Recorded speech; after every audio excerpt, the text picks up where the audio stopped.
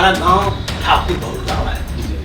हम लोग यहाँ ठाकुरों यादों से बराबर जो लड़ाई झगड़ा पसंद है। और यहाँ तक कि एक समय ऐसा था कि लड़के भी जो हमारे यादव लोग थे वो साइकिल में हाकी और डंडे बांध के स्कूल जाते थे, मारपीट भी हुई थी।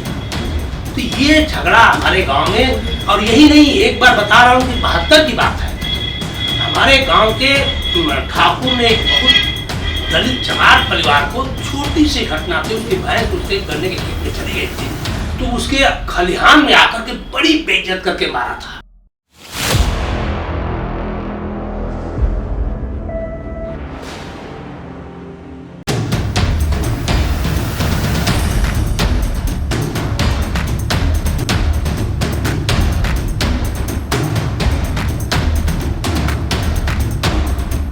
नमस्कार, आप देख रहे हैं न्याय तक और मैं हूं कुमार विजय। न्याय तक जैसा कि हमेशा से दलित, शोषित, पिछड़ी जाति की तमाम जो वंचनाएं हैं, जो तकलीफें हैं, जो पीड़न, उन पर आवाज़ उठाता रहा है। और इस तरह की आवाज़ उठाने वाले एक बड़े नायक आज हमारे साथ हैं, जिन्होंने एक क्रांतिकारी कदम उठाया है।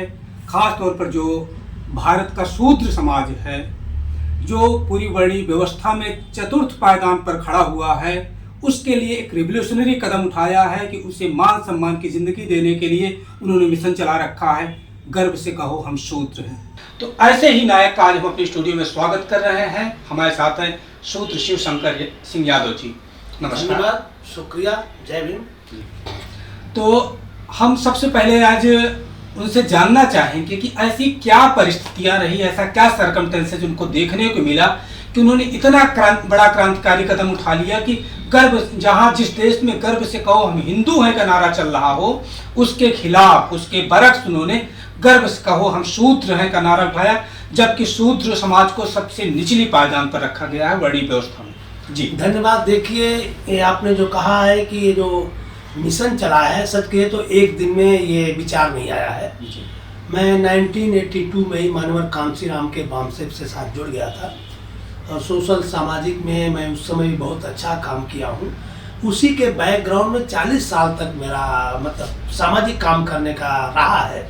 फिर भी मैं देखा हूँ कि इतने सालों के काम करने के बाद बहुत से संस्थाओं के सामाजिक काम करने के बाद मैं देखा कि लोग अपने बड़े बड़े अधिकारी जो है अपने नाम को छिपा रहे हैं, अपने आप को गर्व नहीं महसूस कर रहे हैं, चाहे अपने आप को ये नहीं दिखा रहे हैं।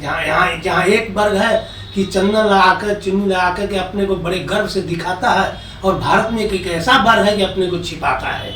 ये तो मेरे बहुत ही तकलीफ वाली बात होती थी। प्लस मैंने एक और इस सामाजिक व्यवस्था में एक और चीज़ देखा कि हिंदू धर्म के वर्ण व्यवस्था के अंदर एक इंसान को जो है छुआछूत, ऊंच नीच और जात के घमंड की जो भावना है, ये हजारों साल से चली आ रही है।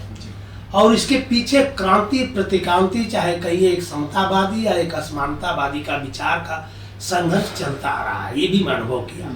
उस संघर्ष में सबसे बड़ा संघर्ष देखा मैं, वैसे तो संघर्ष तो बौद्ध धर्म के पतन के बाद से ही शुरू हुआ है, लेकिन उस समय हो सकता है कि बहुत से क्रांतिकारी विचार आए होंगे, मर्डर हो गए होंगे, उनकी लाइफ का कुछ भी हमें रिकॉर्ड नहीं मिलता है, इतिहास नहीं मिलता है। लेकिन मुगलों मुसलमानों के बाद क्या लगता है कि जो बौद्ध धर्म का जब पतन हुआ, जब यहाँ से खत्म हुआ, और उसके बीच से जो मुगल इतिहास के बीच का हिंदू इतिहास लगभग गायब है। हाँ, एकदम ये बात सही है, एकदम गायब है। मुझे भी कहीं ढूंढने पर नहीं मिलता है। तो ये है कि पीछे क्या वजह आप देखते हैं कि क्या ये साजिशन गायब किया गया है? नहीं, उसके पीछे यही है कि उन्होंने इस इतिहास देखे, पाली भाषा का जो थोड़ा बहुत जो है बौद्ध धर्म के समय का जो इतिहास है, पाली भाषा का मिलता है। पहले तो हम लोगों को वो भी नहीं पता था। अब तो बड़े बड़े विदेशों से रिसर्च, क्योंकि अंग्रेजों ने बहुत कुछ लिखा है, तो वहां से भी रिसर्च करके अभी मिला है। पाली भाषा का भी अब लोग पढ़ लिख करके रिसर्च करके अब ला रहे हैं। तो अब धीरे धीरे हम लोगों के बारे में बौद्ध के पतन के और बौद्ध के बाद क्या क्या घटनाएं घटी हैं, और अब तो यहाँ तक चल रहा है कि इन्होंने बौद्ध धर्म के बाद जो बौद्ध धर्म की संस्कृति को, विरासत को खत्म करने के लिए, उस विरासत को खत्म करने के लिए, उस विरासत को, उसी विरासत को फिर अपनी विरासत बना करके तरह तरह के लोगों ने काल्पनिक देवी देवता, भगवान, अंधविश्वास, पाखंड पैदा किया है। तो ये इतिहास तो ये भी है कि मिलता है, लेकिन ज्यादातर जो लिखित इतिहास है मुगलों मुसलमानों के समय का है। तो उसमें भी इतिहास में ये देखा कि संत रविदास ने बहुत बड़ा संघर्ष किया। उनके मैं दोहों को पढ़ा हूँ, रियली दोहों को पढ़ते हुए लगता है कि भाई कितनी बड़ी क्रांति थी, लेकिन उसका असर नहीं दिखा। फिर आपके फूले दंपति ने कितना संघर्ष किया है, उनका तो प्रैक्टिकल संघर्ष है, राइटिंग के साथ साथ, किताबों लिखने के साथ साथ प्रैक्टिकल संघर्ष रहा है, उन्होंने प्रैक्टिकल करके दिया है। इसके बाद आपके पेरियार साहब का देख रहा हूं मैं, यहाँ तक कि बाबा साहब तो अंग्रेजों से लड़े। आपको एक चीज बता दूं, अंग्रेजों के समय का बहुत कम लोग इसको जानते हैं। बाबा साहब ने जब वहां पर पीएचडी कर करके उनका जब पूरा कुछ भारत के इतिहास में जब नाम हो गया और अंग्रेज भी उनको एक मान्यता दे दी है, उनके गुणवत्ता को भी उन्होंने काबिल तारीफ किया है, तब बाबा साहब से गोलमेज सम्मेलन में बात करने के भी उनके पास एक राइट और अधिकार मिलने लगा। तो बाबा साहब ने सवाल किया है उस एडमिनिस्ट्रेशन के खिलाफ कि भाई आप जो है इंग्लैंड में भी राज करते हो, यहाँ समता समानता मानवतावादी यहाँ शासन प्रशासन है, और आप भारत में भी राज करते हो, वहाँ टोटली अलग है। वहाँ अमानवीय व्यवहार है, वहाँ छुआछूत है, भेदभाव है, जानवर से बदतर जिंदगी। हमारे लोगों को तालाब से पानी नहीं पीने दिया जाता है, मंदिर में नहीं जाने दिया जाता है, सार्वजनिक जगह पर उठने बैठने की मनाही है। ये दोगलापन, उन्होंने दोगलापन वर्ड किया है कि आपका जो काम करने का तरीका है भारत के लिए अलग है और इंग्लैंड के लिए दोगलापन अच्छा नहीं है। इस पर लोग चिढ़ गए हैं। और इसके बाद वही नहीं, फिर बाबा साहब ने रिटर्न में दिया है, विक्टोरिया को लेटर दिया है। जब लेटर पढ़ा गया है तब जाकर के उनकी आंखें खुली, और जब तब वही पता लगाने के लिए कि अंबेडकर सही कर, क्यों गांधी तो उस चीज को छिपा रहे थे, बोले हम दूर कर देंगे, ये कर देंगे, वो कर देंगे। एक तरफ तो गांधी भी तो कह रहे थे ना कि नहीं ऐसा कुछ नहीं है, हम उसको संभाल लेंगे, सुधार लेंगे, ऐसी कुछ जरा बाबा साहब अंबेडकर जो है ऐसे ही दुराव की बात कर रहे हैं, मतलब वो चीज एक अलग विषय है। तो विक्टोरिया ने फिर वो साइमन कमीशन को भेजा है, भी पता लगाओ कि जो अंबेडकर कह रहा है कितना तक सत्य है। तो वही साइमन कमीशन उसी को पता लगाने के लिए आया है।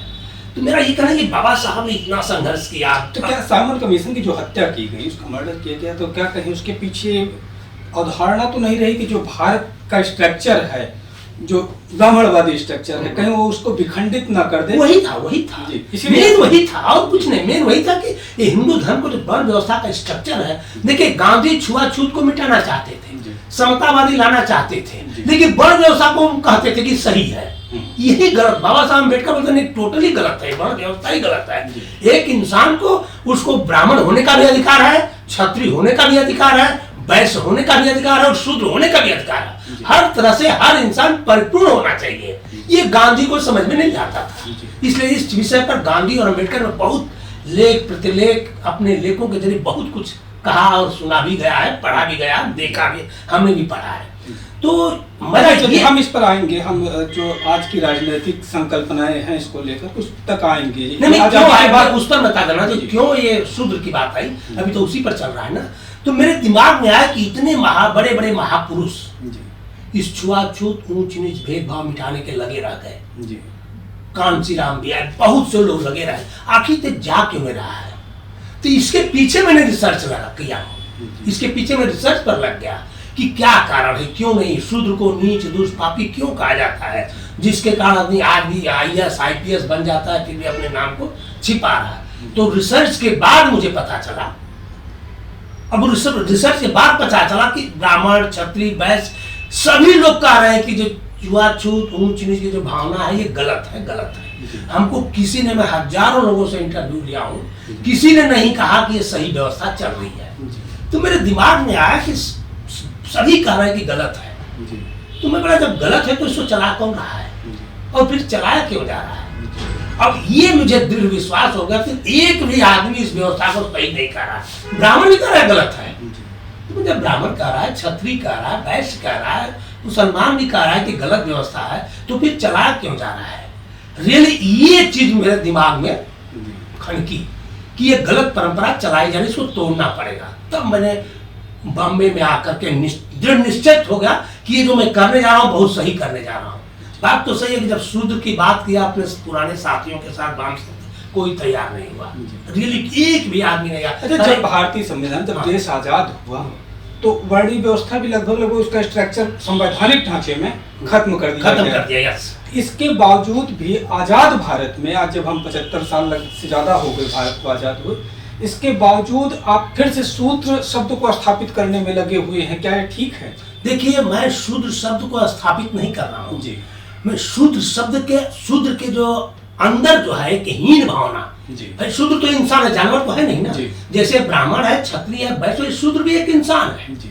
जब शूद्र के इंसान है तो उसके अंदर एक हीन भावना जो है, तथा कथित ब्राह्मणों ने एक भाग्य और भगवान और पुनर्जन्म का फल बता करके भाग्य के द्वारा दिया हुआ, भगवान के द्वारा दिया हुआ एक काल्पनिक जो है दिमाग में ठूस दिया है और उनके ब्लड के हार्मोन्स तक चला गया है हजारों साल से, उसको निकालने के लिए मैं दृढ़ प्रतिज्ञा हूँ। मैं ये शूद्र को मैं शुद्ध करने की बात कर रहा हूँ। देखिए, एक चीज और बता दूं, इसका कारण क्या है, मैंने मालूम किया कि शूद्र के चाहे ब्राह्मणवादी इस धर्म परंपरा के अत्याचार के कारण, ब्राह्मणवादी अत्याचार बोल रहा हूँ मैं, इसके कारण लोगों ने धर्म परिवर्तन किया, पलायन किया है। वो भी मुझे तकलीफ है।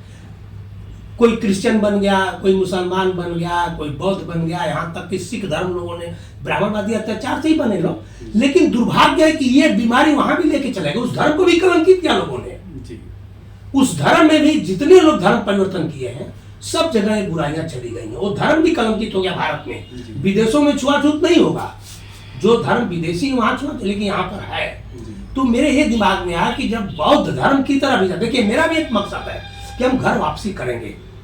हम बौद्ध धर्म पहले थे, हम फिर जाएंगे, लेकिन मेरा कहना है बौद्ध धर्म जाने से पहले हम शुद्ध होके जाए, वहाँ छुआछूत, जात पात, ऊंच नीच की भावना लेकर के न जाए। और बौद्ध वालों को भी मैं कहता हूँ कि पहले शिक्षा लो, एकदम अपने को शुद्ध हो जाओ, हिंदू धर्म के कल्चर की जो एक गंदी मानसिकता उसे निजात पा जाओ, इसके बाद धर्म परिवर्तन की बात करो।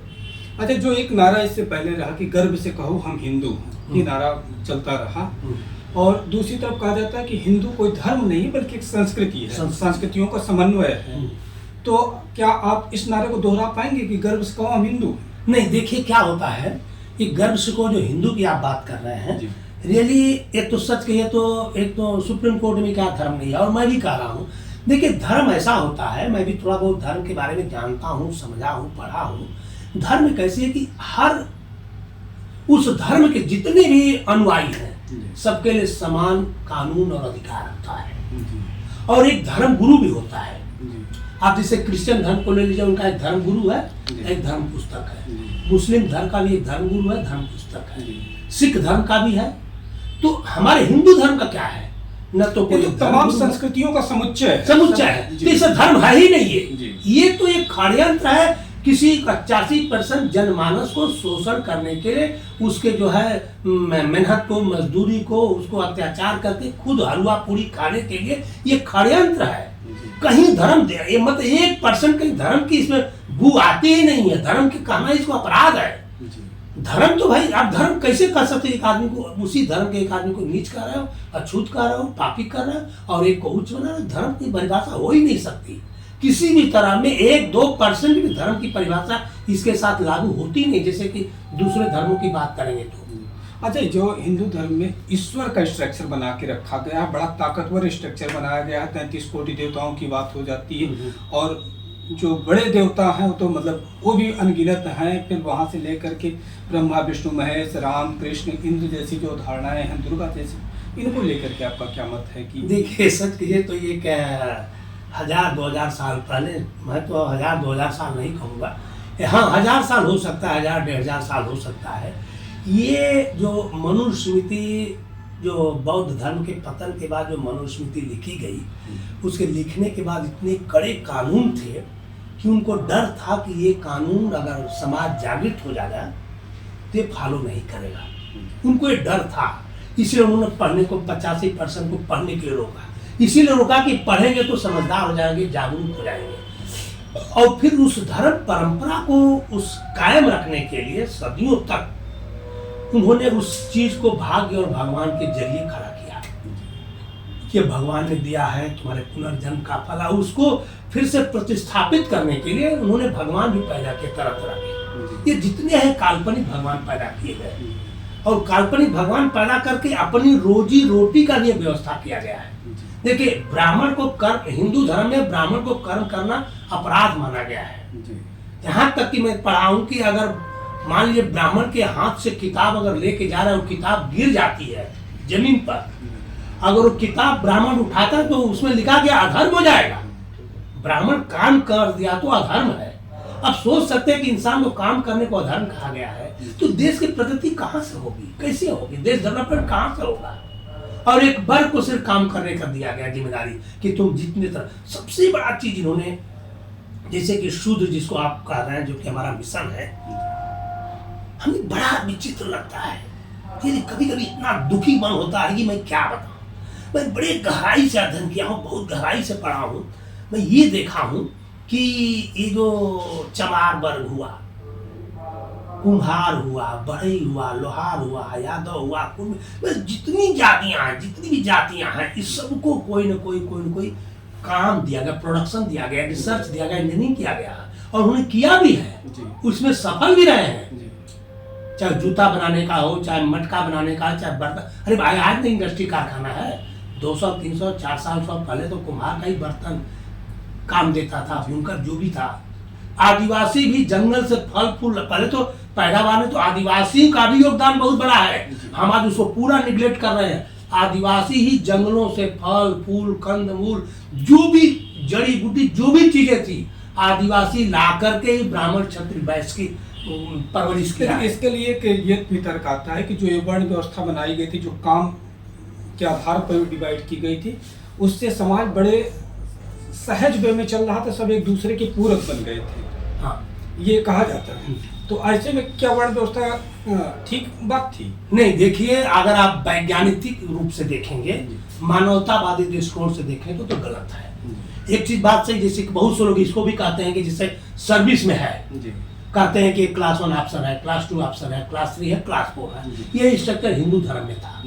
लेकिन सर्विस में क्या है कि क्लास 4 को भी राइट है कि तुम एग्जाम देके क्लास 1 बन जाओ, रोका नहीं गया है। हिंदू धर्म में रोका गया है, ये दुर्भाग्य है। ये यहाँ शूद्र शिवशंकर यादव जी ने बहुत बड़ी लाइन कोट की है कि जो आज का सर्विस क्लास है या जो डिवाइडेशन है वर्क का, उसमें मौके होते हैं कि आप आगे जा सकते हैं, निचली पायदान से लेकर के ऊपरी पायदान तक आप आगे बढ़ सकते हैं। लेकिन जो धार्मिक स्ट्रक्चर है, जो वर्णवादी स्ट्रक्चर है, उसमें आप जिस वर्ण में पैदा हो जाते हैं वही आपका मात्र जीवन भर का ध्येय होकर के रह जाता है। आप उसको पार नहीं कर सकते, इतनी लंबी खाई उसके बीच में है कि आप उसके पार नहीं जा सकते। आपको वहीं जीना है, आप तमाम योग्यताओं को वहीं पर अपना दफनाना है, उससे ऊपर नहीं निकलना। तो शूद्र शिवशंकर सिंह यादव जी जिस तरीके से मिशन चला रहे हैं, उनका कहना है कि हम एक समानतावादी जीवन लेकर के आए। तो हम उनसे ये जो वार्तालाप अपनी कर रहे हैं, इसको कई किस्तों में करेंगे। हम अगली किस्त में उनसे जानना चाहेंगे कि किस तरीके से उनका अपना बचपन रहा, कहाँ पले बढ़े, कहाँ से उनका ये क्रांतिकारी रिवॉल्यूशन शुरू हुआ। पहले स्ट्रक्चर में हमने उनके माध्यम से ये समझा कि क्या वजह हैं जिससे वो अपना मिशन चला रहे हैं। तो हम पहली कड़ी में उनका बहुत बहुत धन्यवाद अदा करते हैं और अगली श्रृंखला में फिर से